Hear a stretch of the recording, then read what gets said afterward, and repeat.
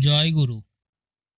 আজকের আমি আলোচনা করব পরম প্রেমময় আমাদের দয়াল একটা ছেলেকে দেখে এত খুশি হয়েছিল কেন? ঠাকুর তোমার পরশ ওগো ধুরিতে ধুরিতে জাগে। 1953 সাল দেওঘরের নববর্ষের বিশাল উৎসব।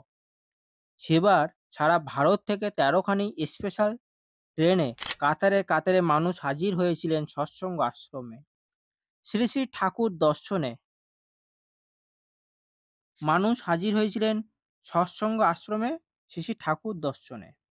আশ্রমে তিল ধারণের জায়গা নেই। রাত প্রায় ৩টের সময় ঠাকুর বেরিয়ে পড়লেন আশ্রম পরিবেশকে কোথায় আছে কে কোথায় আছে দেখবার জন্য।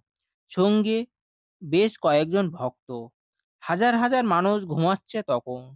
বিস্তীর্ণ আরিঙ্গা জুড়ে তারই ফাঁকে ফাঁকে অতি সত্ত্বপন্নে পা ফেলে বয়েল বাংলো ঢুকতে যাবেন ঠাকুর।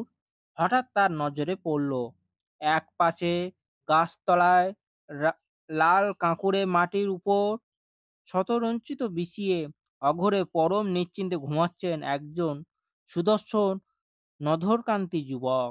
তার হাতের আঙুলে একটি বড় হীরের আংটি জ্বলজ্বল করছে, প্যাটিনাম সেট করা আংটি। ঠাকুরের হাতে একটা ছোট টর্চ, সেই আলোতে ওই আংটিতে জ্যোতি ঠিকলে পড়ল। ঠাকুরের মুখখানা আনন্দে ভরে উঠল। দ্রুত ঘরে ফিরে আসতে আসতে উদ্যত কণ্ঠে ঠাকুর আবৃত্তি করলেন, আমার আহ্বান লাগি রাজপুত্র হয়েছে সন্ন্যাসী, তরুণ আমার ডাকে হাসি মুখে পড়িয়াছে ফাঁসি, গোপাল চুম্বন মধু শশীমার অশ্রু পারাবার, সবার উপরে জয়ী প্রাণকারা আহ্বান আমার। কোণে আসে রে? প্রশ্ন করলেন ঠাকুর। চরাচর জুড়ে তখন অনন্ত স্তব্ধতা।